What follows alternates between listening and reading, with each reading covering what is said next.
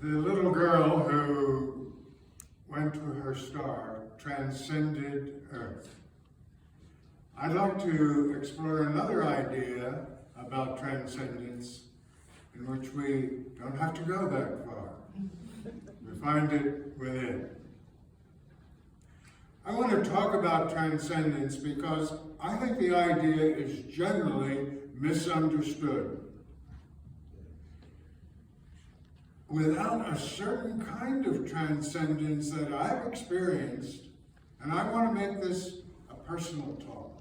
This is from my experience. Without that certain kind of transcendence that has to do within, I believe we suffer. When I was a boy in Catholic school, I was taught that transcending meant going beyond all earthly things to God who is outside the universe. Philosophers also get into transcendence in many ways. But later I discovered an entirely different and radical meaning that centered on finding transcendence in ourselves. What does that mean?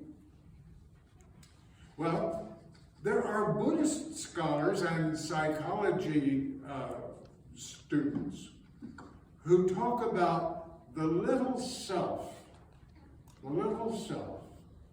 we think is our identity. Who am I? When you answer that question in our society, you usually answer with an idea that hasn't to do much with identity as with the jobs we do or the places we live. We think of our identity and live with it every day, and it is that little self that I would like to talk about transcending. Because I believe the little self is not truly us. Oh, what is the little self and how do we transcend or go beyond it?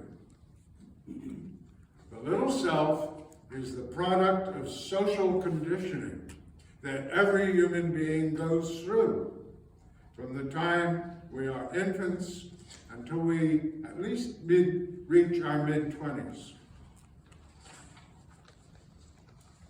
Born without any sense of belonging to anything but our mothers, we are little wild animals who must be trained to behave as good citizens, tribal members, family members, and more. We love to imitate, so our elders train us to imitate them. We learn what we should do, how we should act, dress, behave in family, school, and on the job. We get rewarded when we do it right, punished when we do it wrong. We are taught that our behavior tells us who we are, and that behavior creates identity. That behavior creates identity is an illusion. We are taught roles to play, not an identity. Human identity is located far beyond the roles we learn to play. Our true identity is not about the roles we play or the jobs we do. It is about what we are. More about that in a minute. The process of developing the social identity is good, and it's necessary. All human beings must learn how to behave, or we'd roam the planet like wild animals without guidance. We wouldn't know how to act in any situation. We'd be guided by lust and hunger and need for shelter. good conditioning process creates a major problem. We are never taught about in society, in school, or in church, or at home. We're not taught about it because school, society, church, and home want to protect it. And when we're taught about it, we challenge it. But Buddha recognized the problem. He came to understand that the problem with the social identity begins to develop when we're in our mid-20s, and it becomes a need to cling to the social rules. Keep in mind, the Buddha's insight is that the problem is that we develop a need. We get attached to those social rules.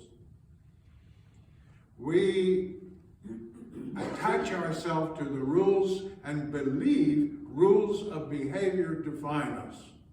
Example, the father rules the home.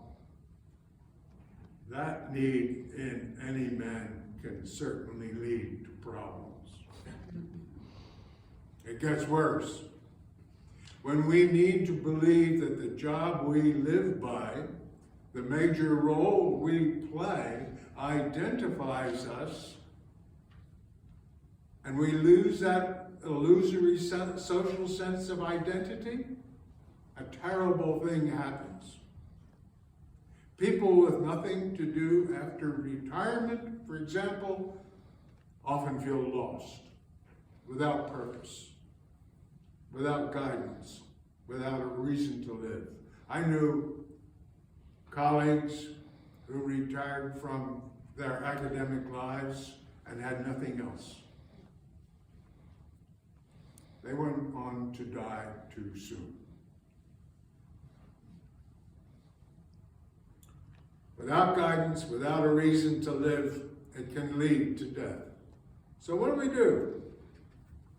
Society conditioned us over that 25-year period to need that social identity, to need it. We need to undermine that constant 25-year-long social conditioning with another psychological conditioning that leads to a better life. For that, I turn to Buddha, the first great psychologist. The word Buddha in English means the man who woke up. And what did Gautama Siddhartha awaken to? This is critical. He awoke to the fact that our need to believe that the roles we act out tell us who we are. It is that need to believe the role defines us that causes problems and misery.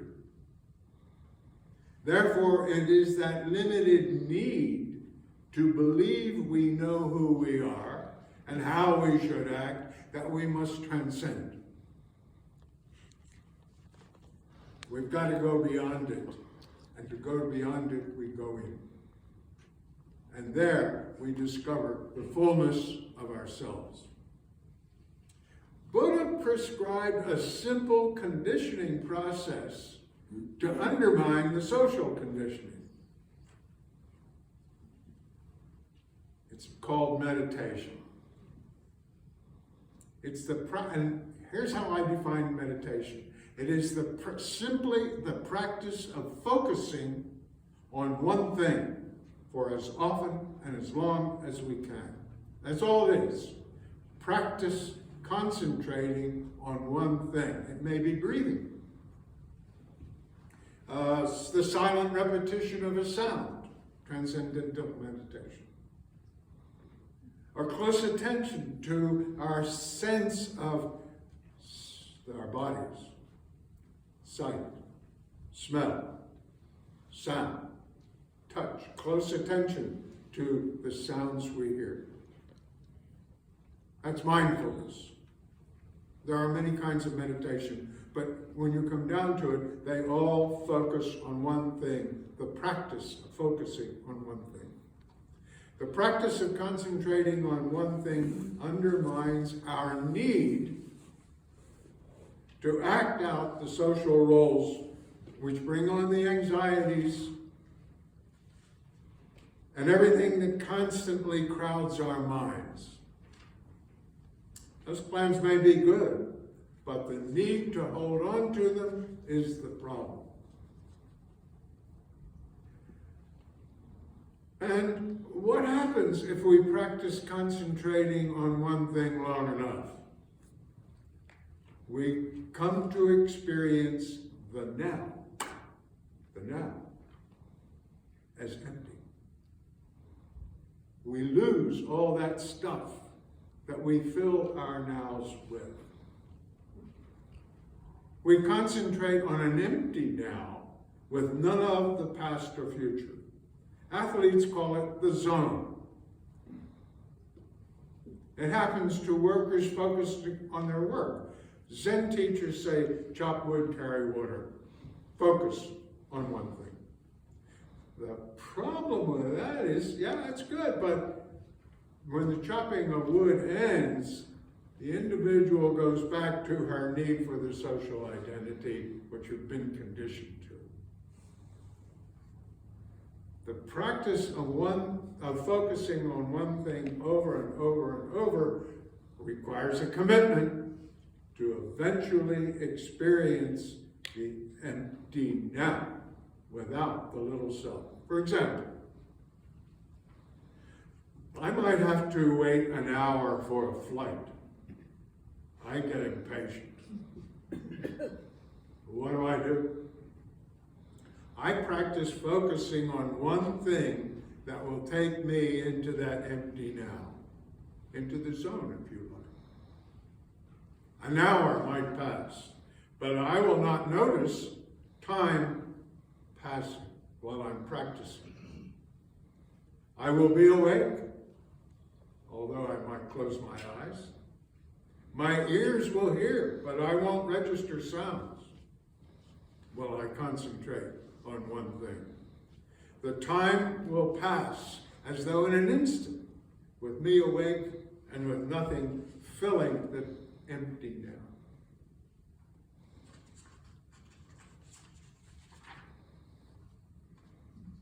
An hour-long instant. Practice so you get to the point where that happens. That is transcending the little self so as not to experience impatience, anxiety, hopes, or problems.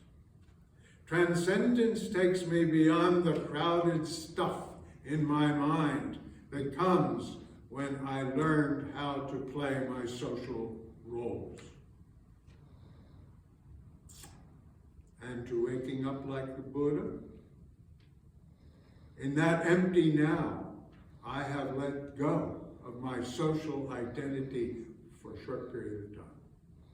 I no longer needed the social identity for a moment. But I have not dismissed that need permanently. So who am I? How do I finally dismiss the need for a little self? Well, I was lucky. I was lucky enough to get the full experience after years of practice and many experiences of the empty now. I was at my desk reading about cosmology some 40 years ago. I read that stars cook up the molecules and atoms that formed my body, our bodies. We were all in stars. Because I was prepared to drop the need, to learn what I am, that suddenly I realized I experienced being the star stuff. It struck me like a bolt of lightning. We were once out in space like all the rest of the universe, like the little girl. We are pieces of that star that exploded, literally.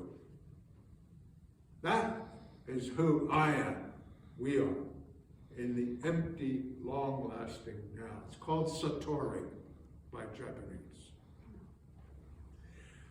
Practicing, experiencing the empty now gradually undermine my need to play the social roles.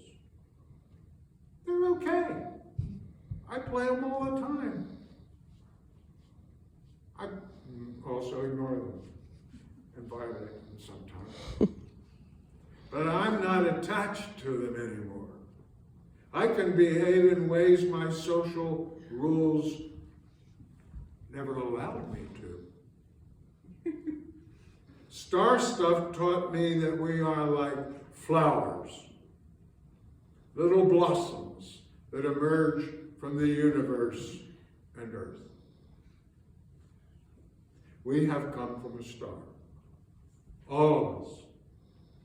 And my responsibility is to all the other cosmic flowers, whales, trees, other people, animals. My spirit, you know out there, it's based in the mud. My purpose is to be a good steward. So psychologically, practice is healthy. When I'm stressed emotionally, I focus on one thing and practice concentrating on that one thing, and the stresses disappear. By the way, we don't need to sit cross-legged with our hands on our knees. We can walk and focus on the environment. I do it when I take my walk in the morning.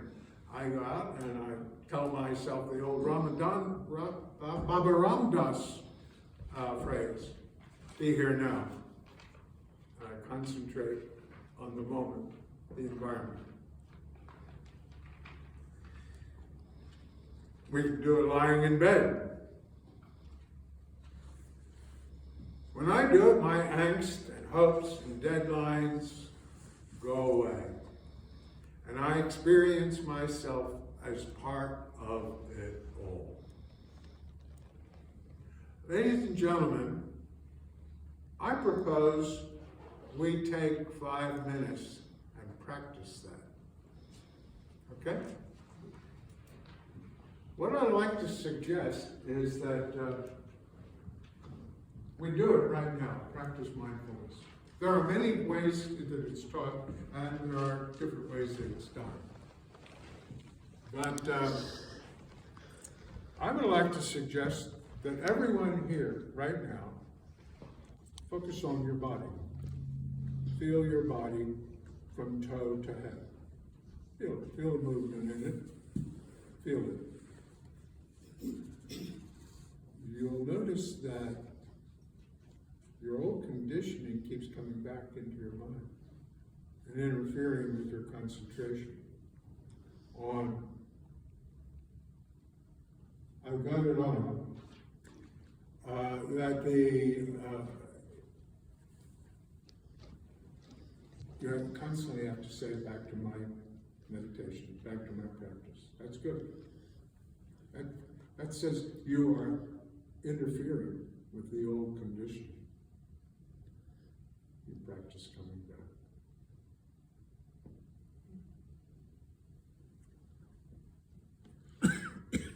I'll change just a little bit. Concentrate on everything you see in here. Open your eyes and see this place. Be here now. See it for the first time. Totally.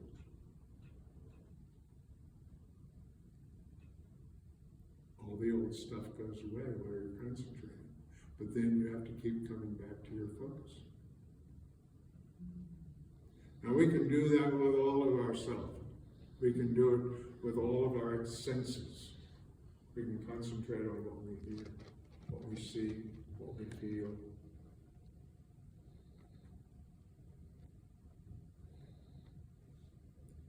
Thank you. there are other questions, please, feel free. Have I been clear? Is the little self idea acceptable? Challenge me. Did you ever miss your flight because you were? Have I ever missed my flight?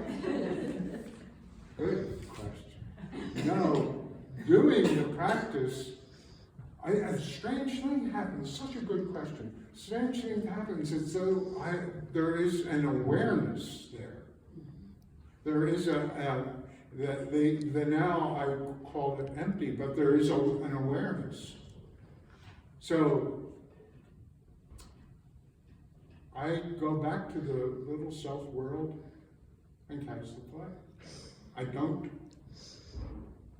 lose track. Yes. You made me remember a definition that was given to me. A definition that was given to me a million years ago about Zen Buddhism, and you kind of said it today, that all of us were little crystals, and this divine light shined through and onto all of us, so that we were all connected. Yes. I'll never forget that. Yes. Great image. And I'm trying to reach the same idea with my image that we are like blossoms that emerge from the earth, in the same way a blossom emerges from the tip of a limb. Yes. I like that microphone.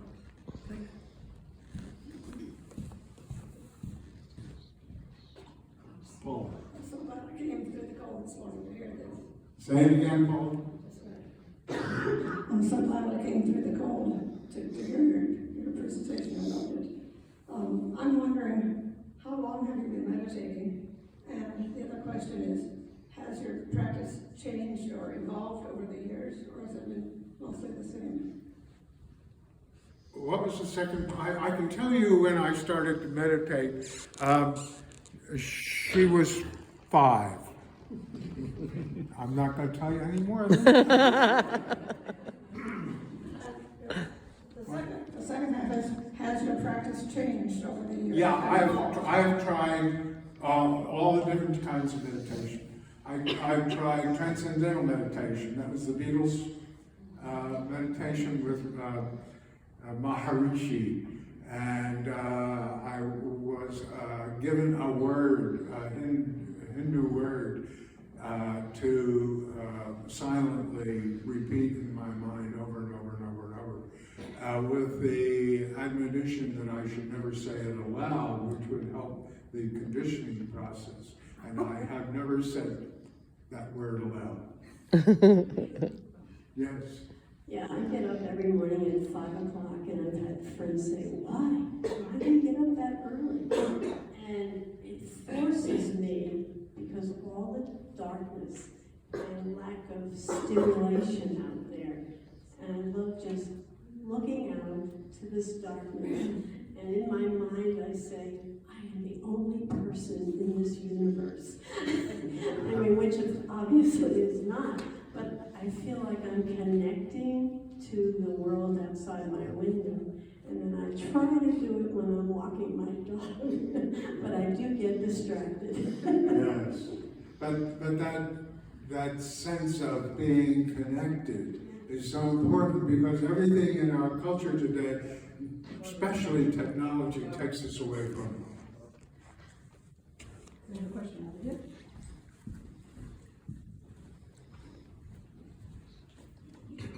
So you've talked about enlightenment before. How is transcendence different? Say that again. So you have talked about enlightenment before, previously, last year, I think, and how is transcendence different? Well, okay, let's say that what I understand the Buddha to have done was wake up. That means enlightenment. That's another way. He was enlightened. And it wasn't to something mysteriously supernatural, but to the need to find ourselves. So basically they're the same. Yeah, essentially the same, from my experience. Right, I'm not bringing into this conversation anything from any other source, just Buddha and me. Yes, ma'am. Okay, not that I need it. The people at home can't hear. Okay, so you are discussing nature versus nurture in conditioning. And I have to say that no matter what happens, nature will always win out. Because if you're a rebel, you're a rebel, and I don't care what you're taught. And if you're a peace seeker, you're going to seek peace, no matter how hard you try. Eventually, and especially with meditation included, you will find nurture in yourself. We're on the same path. Okay. So then basically that's what you're saying? Yes, I'm nurture, that's social conditioning that I've been talking about. Right. Victor? I'd like to know what you think about guided meditation, because it hasn't worked for me, and I noticed Reverend Holly and today you guided us sort of through, so. It doesn't work. Okay. I only did that as part of my demonstration. When I meditate, I don't want anybody to talk. But I want you to understand that when you're practicing, your mind will constantly drift away from the focus. Yes? I found for me that noise, background noise, is a helpful tool for me because I can sense the input from my ears falling away, no longer being accepted by my brain. I know I'm stepping into the zone then. So it's kind of a road sign for me. I like something in the background. Well, I'm glad to hear it. Good. Next question. Question here. All right, I don't need microphone. Please.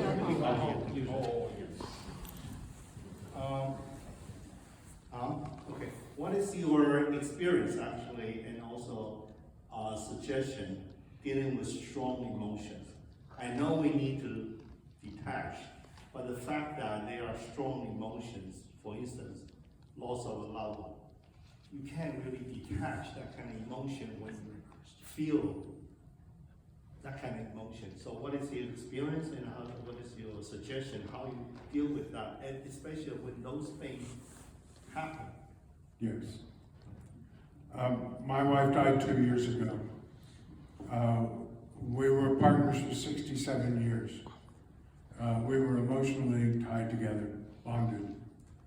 And since then, the most important thing I can do is talk about that, talk about her, talk about how I miss her, talk about what grief is for me, and to accept it and to make it clear to myself and the world that intense feeling we call grief, that pain, validates my relation with her.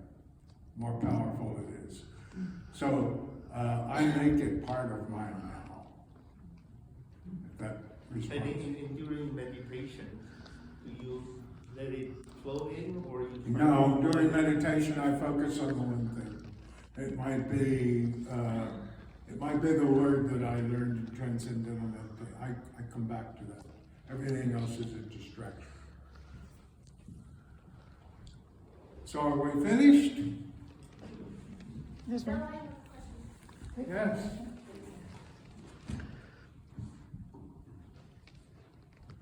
What would you say the role of the transcendental self, that self that you find inside, is in the world of the little self? Say that again, please. What role does the transcendental self, the self that we can get to through meditation, have in the world of the little self, the world that we all live in every day in relation to each other? Well, I I just find that when I no longer need to follow the rules of the little self, that having transcended them, gone beyond them, what have I gone beyond to? I've gone beyond to a sense that I am connected with everyone else, and that larger self, sense of self gives me a freedom that I never knew before. For example, I don't have to defend myself. If I blunder, if I make a mistake, okay, I did it, me bad. That's okay. It's whatever this is. I used to worry about the size of my belly. No. If I had 6 fingers, okay. Does that answer? Thank you. Oh. You've been kind. Thank you.